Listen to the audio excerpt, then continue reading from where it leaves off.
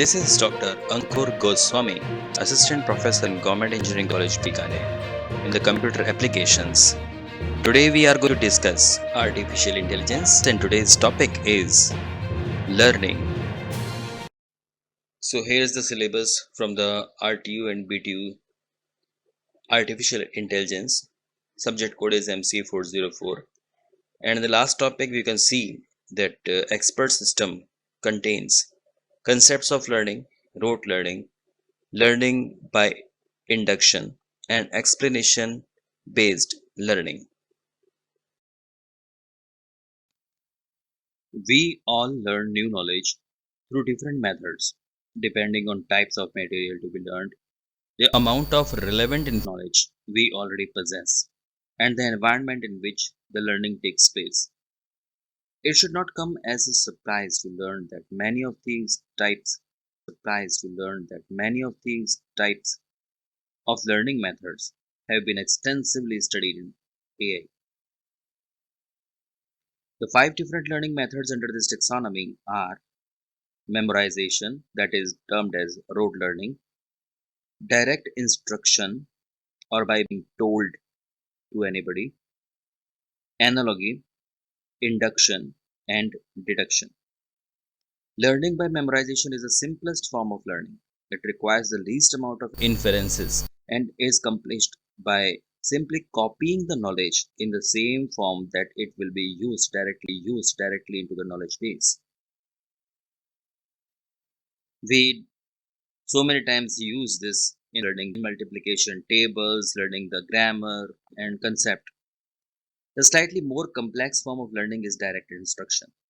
This type of learning requires more inference than the rote learning because the knowledge needs to be transformed into some operational form before integrating into the knowledge base. As I am dictating some of the number of facts directly to you in a very well organized manner, but you need to compile it and change it into some operational rules and then put it into the knowledge base. Now, coming up to the analogical learning, it is the process of learning a new type of concept or solution through the use of similar non concepts or solutions.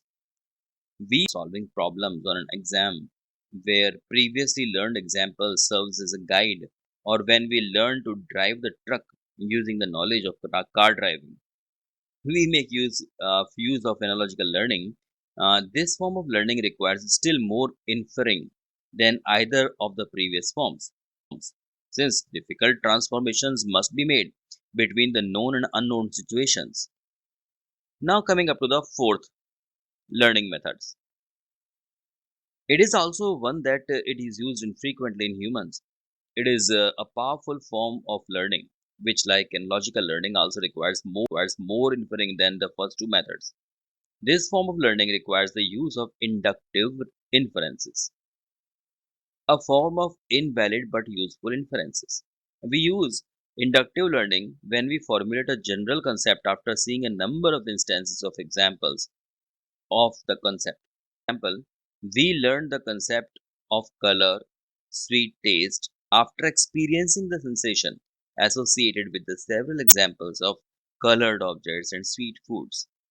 So, if we are living in a Bikaner and one asks us how the bhujia or the rasgulla tastes, we need to taste it first and then we can describe how it tastes. So, it is depending on the person to person behavior or the taste or the requirement of its body. So, the inductive learning means first experiencing the fact and then generating the concept or finalizing the concept. The final type of acquisition is deductive learning. It is accomplished through the sequence of deductive inferences steps using known facts. From the known facts, new facts or relations are logically derived. For example, we could learn deductively that Sue is a cousin of Bill if we have the knowledge who is Sue and who is Bill and who are their parents and the rules for the cousin relationship. So, deductive learning usually requires more inferences. than the other methods. The inference method used is, of course, a reductive type, which is valid form of inference. In addition to the above classification, we will sometimes refer to learning methods as either weak method or knowledge rich methods. Weak methods are general purpose methods in very little or no initial knowledge is available. These methods are more mechanical than the classical artificial intelligence knowledge rich methods. They often rely on form of heuristic search in the learning process. Examples of some weak learning methods are given in the in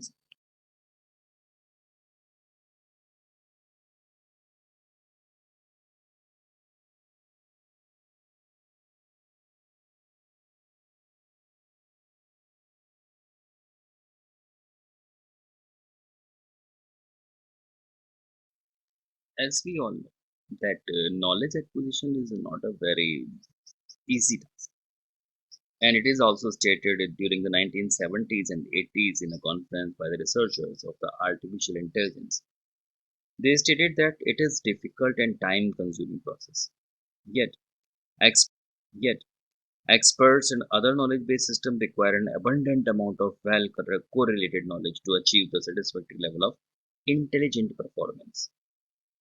Uh, Typically, 10 of persons year are often required to build up a knowledge base to an acceptable level of performance. This was true for early expert systems such as Mycene and Dendral and Prospectors and XCON. Nowadays, the acquisition efforts are updated. An early expert system initially had a knowledge base consist of few hundred rules. This is equivalent to less than uh, approximately 10 raised to the power 6 bit of knowledge. And in contrast, the capacity of mature human brain has been estimated at some 10 raised to the power 15 bits of knowledge, as stated by Sagan in 1977. So we expect to build expert systems that are highly competent and possess the knowledge in more than a single narrow domain. The amount of knowledge required for such knowledge base is somewhere between these two extremes, perhaps as much as 10 raised to the power 10 bits. And if we were able to build such systems at even 10 times the rate these early systems were built, it would still require an order of 10 raised to the power 4 persons year, that is 10,000 persons years. This estimates is based on the assumption that the time required is directly proportional to the size of knowledge base. A simplified assumption, since the complexity of knowledge and the interdependencies grow more rapidly with the size of knowledge base.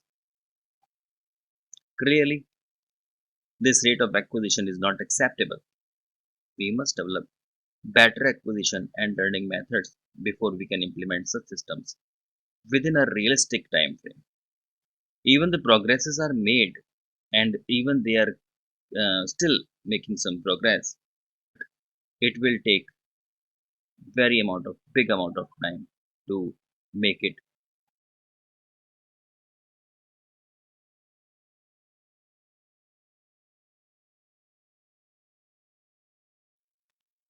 So here we will study some of the general learning methods.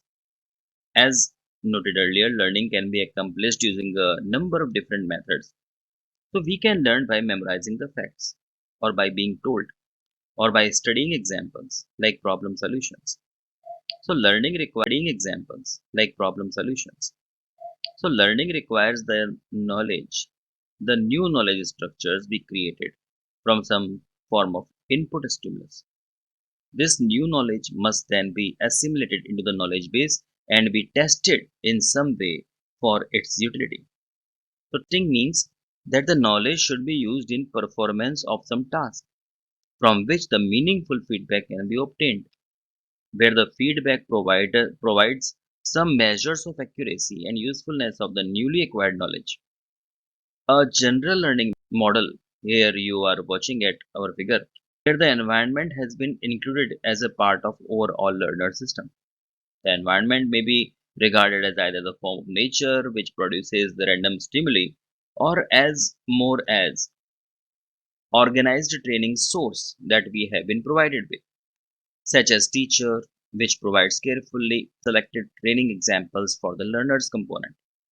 The actual form of environment used will depend on particular learning paradigm. In any case, some representation language must be assumed for the communication between the environment and the learner. The language may be the same representation scheme that used in the knowledge base. When they are chosen to be the same, we say the single representation trick is being used. This usually results in simpler implementation since it is not necessary to transform between two or more different types of representation schemes. So, for some systems that the environment may be user working at the keyboard. Other systems will use program module to stimulate the performance or the program, or some real physical sensors may be implemented for interface with some words environment. So input to the learner component may be physical stimuli or some type of descriptive or symbolic training examples. The information conveyed to the learner component is used to create the modify the knowledge structure in the knowledge base. This same knowledge is being used to performance component to carry out some tasks such as solving the problem, playing the game, or classifying the instances or some concept. When the given task, the performance component reduces the responses describing its action in performing the task, the critic module then evaluates this response relative to an optimal response, and feedback is very necessary, indicating whether or not the performance was acceptable is then sent by critic module to the learner component for its subsequent use in the modifying the structure in the knowledge base. If proper learning was accomplished, the system's performance will have improved with the changes made to the knowledge base.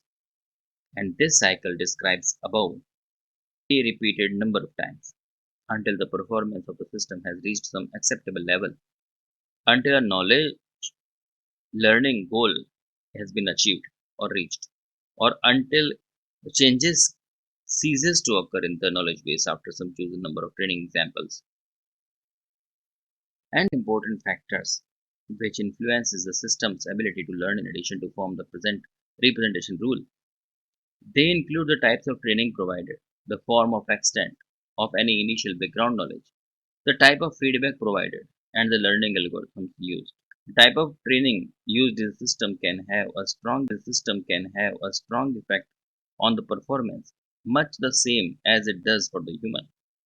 Training may consist of randomly selected instances or examples that have been carefully selected and ordered for the presentation. The instances may be positive example or some concepts or tasks being learned. They may be negative also, or they may be both positive and negative. The instances may be well focused, using only relevant information, or they may contain a variety of facts and detailed, including the irrelevant data also. Many forms of learning can be characterized as such through the space of possibility hypothesis or solutions. To make learning more efficient, it is necessary to constrain this research process or search process or reduce the search space. One method of achieving this is through the use of background knowledge, which can be used to constrain the search space or exercise control operations which limits the search process. See examples of this in forthcoming sessions. Feedback is essential to the learner's comfort, since otherwise it would have never, if the knowledge structure in the knowledge base were improving or if it is adequate for the performance of the given task. The feedback may be a simple yes or no type, or it may contain more useful information describing why the particular action was good or bad. Also, the feedback may be completely reliable, providing an accurate assessment of the performance, or it may contain noise that is the feedback may actually be incorrect some of the time. Intuitively, the feedback must be accurate more than 50% of time. Otherwise, the system would never learn. If the feedback is always reliable and carries useful information, the learner should be able to build up a useful corpus of knowledge. On the other hand, if the feedback is noisy, So how can we evaluate the performance of given system or compare the relative performance of two different systems? We could attempt to conduct something like Turing test. But would this tell us how general or robust the system is and how easy it is to implement? Clearly, such it is to implement. Clearly, such comparisons are possible only when the standard performance measures are available. For example, it would be useful to establish the relative efficiencies of a speed with which two systems learn the concept and how robust a system is under different training scenarios. Little work has been done to date in this area, but we propose something more. These definitions will at least permit us to establish estimates of some relative performance characteristics among the different learning methods we will be considering.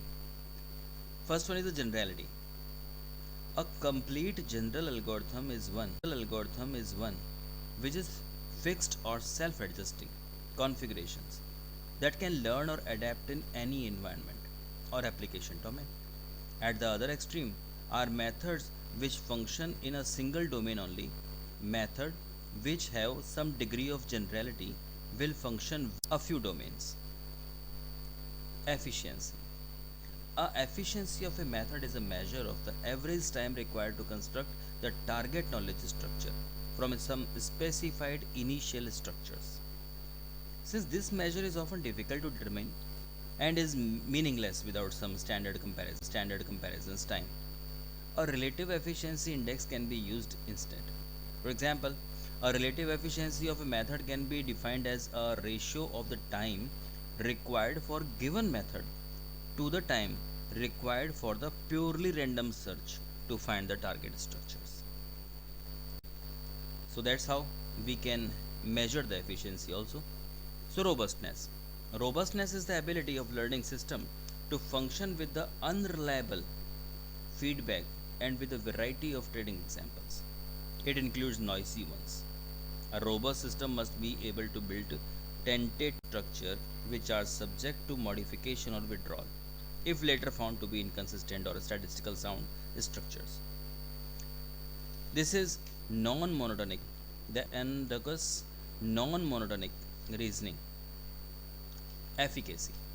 Efficacy of a system is measure of the overall power of the system.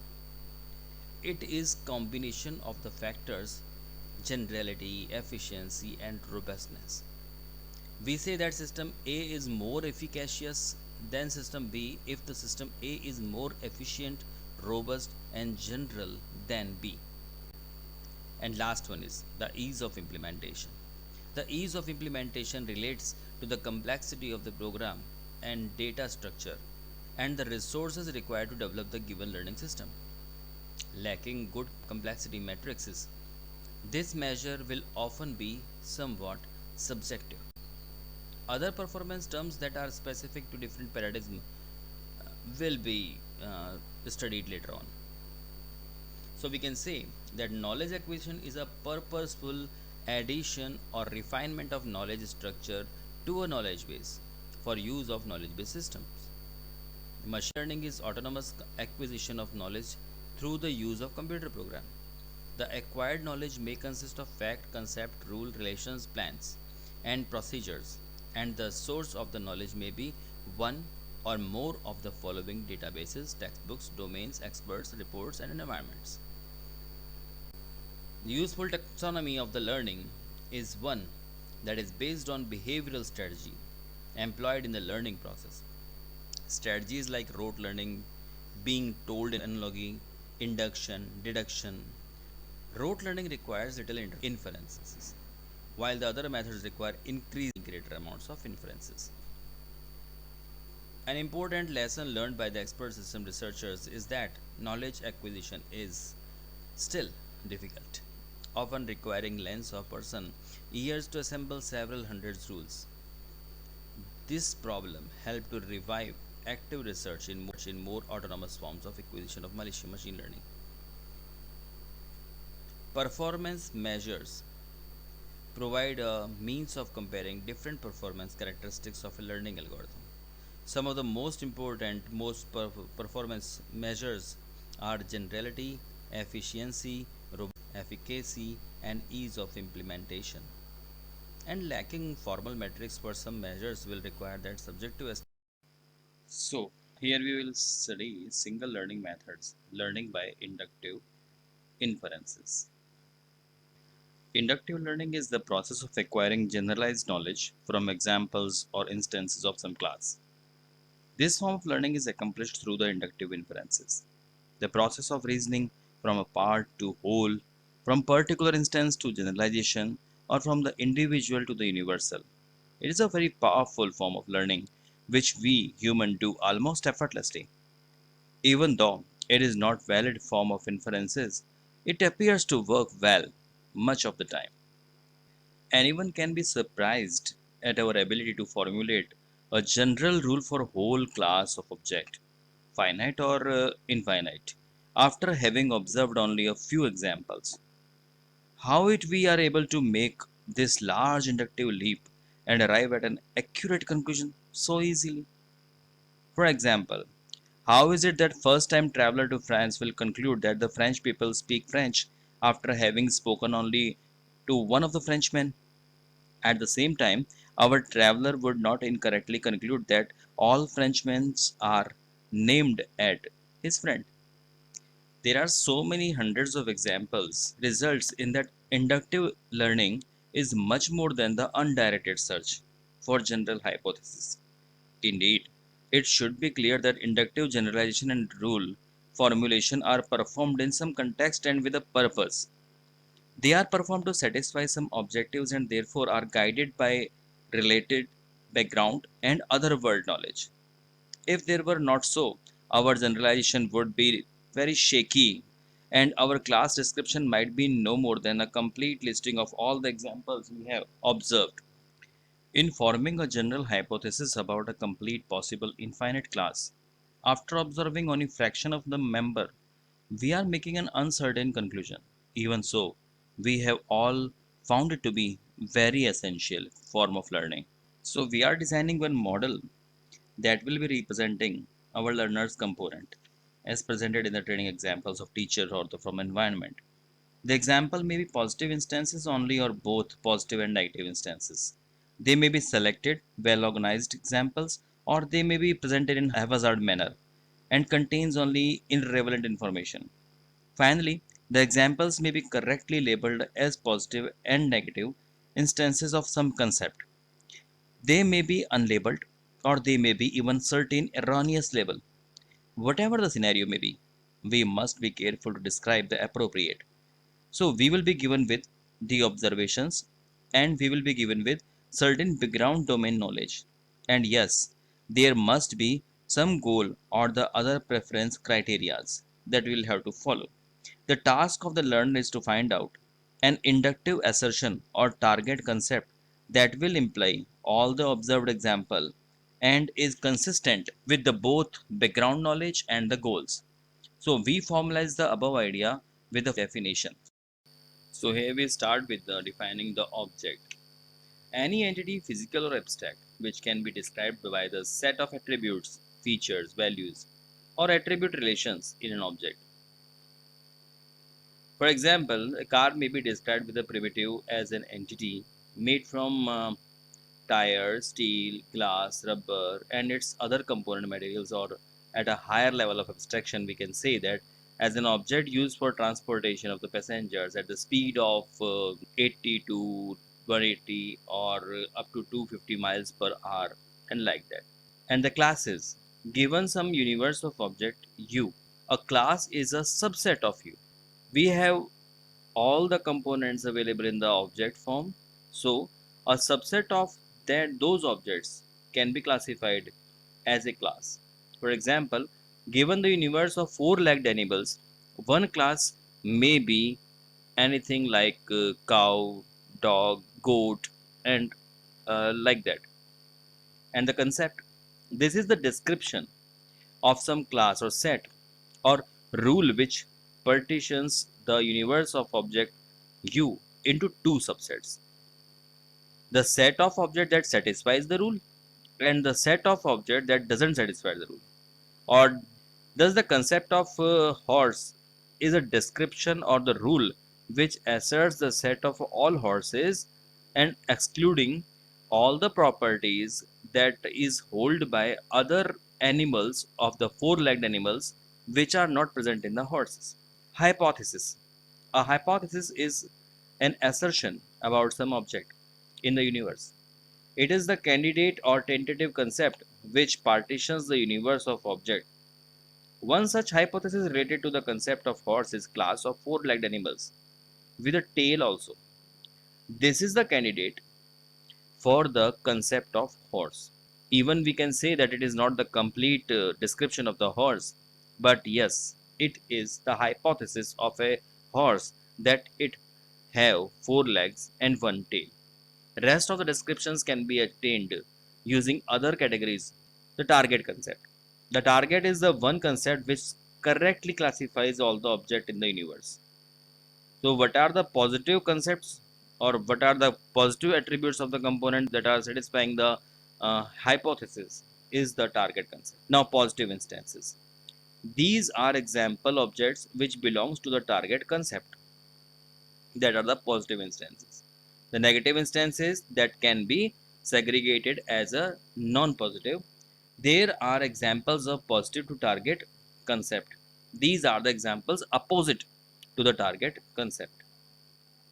Then consistent classification rule. This is the rule that true for all the positive instances and false for all the negative instances. Now coming up to the induction. So induction is the process of class formation.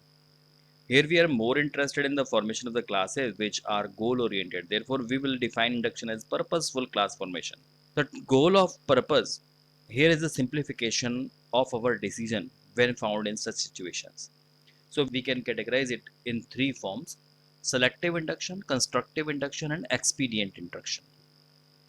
In the selective induction form of induction, class descriptions are formed using only the attributes and relations which appears in the positive instances, whereas constructive induction creates new description not found in any of the instances. And let us tell something about the expedient induction. This is the application of efficient, efficacious inductive learning methods which have some scope. Methods which span more than a single domain. The combined performance in efficiency, efficacy, and the scope has been termed the inductive power of system. That is stated by the Rendall in 1985. Now we will consider some of the techniques which are essential for application of inductive learning algorithm. Concept learning requires that the guess or estimate of a large class. The target concept be made after having observed only some of the fractions of the objects belonging to that class. Of the objects belonging to that class. This is essentially a process of generalization, of formulating description or a rule for the larger class, but one which is still consistent with the observed positive examples. For example, if we are with the three positive instances of objects, blue, cube, rigid, large is first instance, small, flexible, blue, cube is second instance, and rigid, small, cube, blue is the third instance. After watching at these three instances, we can find out that blue and cube were both present in all the three instances, and the properties like rigid and large and small, flexible and rigid and small, these were the properties that were still to be considered with. A proper generalization which implies the three instances is each of the instances satisfies the general description.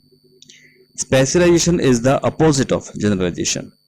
To specialize the concept blue cube, a more restrictive class of the blue cubes is required, such as a small blue cube, flexible blue cube, or any other original instances of given above. A specialization may be required if the learning algorithm overgeneralizes in its search for a target concept. An overgeneralized hypothesis is inconsistent since it will include some negative instances also in addition to the positive instances. Form generalization. We will discuss some of the most commonly used rules and they will be sufficient to describe all of the learning paradigms that we follow. In describing the rules, we distinguish between two basic types of generalization comparable to the corresponding types of induction: selective generalization and constructive generalization. Selective generalization rules build descriptions using only the descriptor, that is attributes and relations, that appears in the instances, whereas the constructive generalization rules do not build descriptions using only the descriptors, that is attributes. And these concepts are discussed now. First of all, generalization rules. Since specialization rules are essentially the opposite of the rules of generalization, to specialize a description, one could change variables to constants, or he may add a conjunct or remove a disjunct from the description, and so forth. Of course, there are other means of specialization, such as taking exceptions in description. Such methods will be also discussed. These methods are useful tools for constructing knowledge structures. They give us methods with which to formulate the express inductive hypothesis.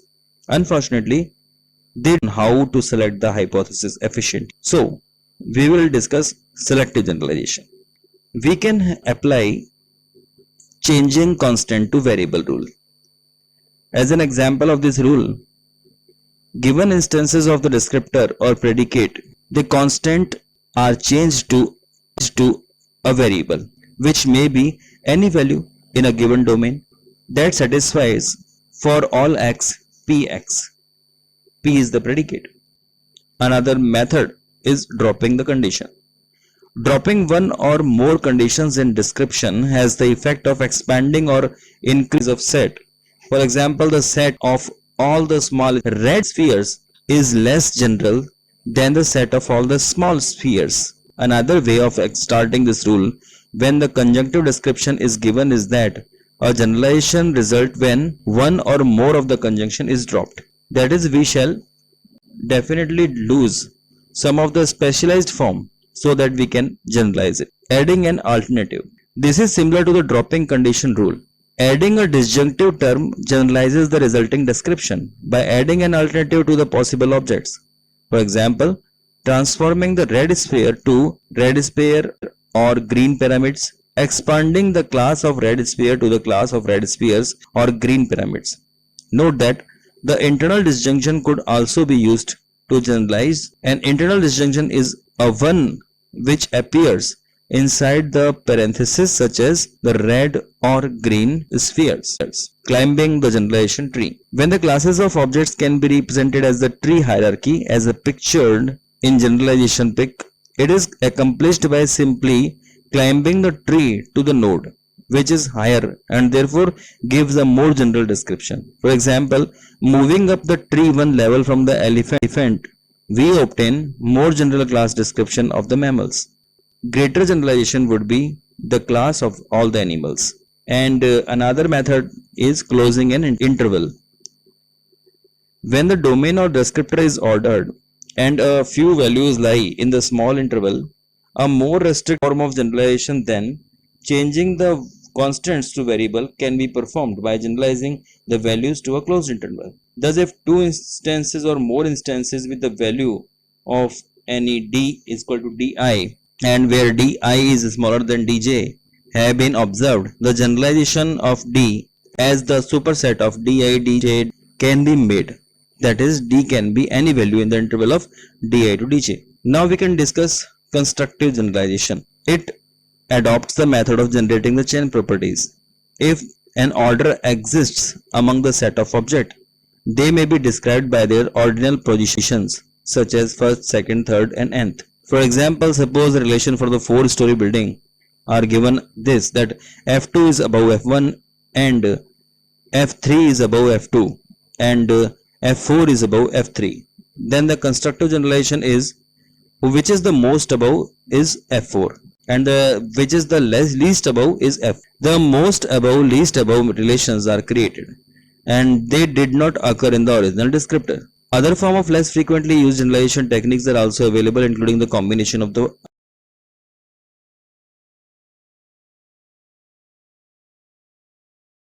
learning generalization has been characterized as the search problem. How can one expect to realize expedient induction when an exponential space must be searched? From our earlier exposure to the search problems, we know that the naive answer to the question is simply to reduce the number of hypotheses which must be considered. But how can this be accomplished? Our solutions here is through the use of bias. So what is bias? A bias is collectively all of those factors that influences the selection of hypothesis, excluding the factors directly related to the training examples. So there are two general types of biases. First one is restricting the hypothesis from the hypothesis space, and second one is use of preferential ordering among the hypotheses, or use of an informed selection scheme to reduce the hypothesis. So each of these methods can be implemented in different ways. For example, the size of hypothesis space can be limited through the use of syntactic constraints in the representation language, which permits the attribute descriptions only. This will be the case with the predicate calculus description if only unary predicates are allowed. So of course, such descriptions must be expressive enough to represent the knowledge being learned. Representation based on more abstract description will often limit the size of the space as well. Another simple example with the limits the number of the hypotheses we can assume is the tree representation on the left contains more information and therefore will permit a large number of object description to be created than with the tree on the right one. On the other hand, if one is only interested in learning the general descriptions of geometry objects without regards to detail of the size, the tree on the right will be superior choice since the smaller tree will result in the less search. So methods based on second general type of the bias limit the search through preferential hypothesis selection. One way this can be achieved is through the heuristic evaluation function. If it is known that the target concept should not contain some objects or class of objects, all the hypotheses which contains these objects can be eliminated from the consideration. Bias can be strong or weak, correct or incorrect. A strong bias is one which focuses on relatively small number of hypotheses, and a weak bias does not. A correct bias is one which allows the learner to consider the target concept, whereas an incorrect does not. Obviously, the learner's task is simplified when the bias is both strong and correct. Bias can also be implemented in program as either static or dynamic. When dynamic bias is employed, it is shifted automatically by the program. So in next lecture of artificial intelligence, we will be discussing something more upon example sets of learning in induction learning and explanation learning. So bye for now. This is Dr. Ankur Goswami from Department of Computer Applications, Engineering College, Bikaner.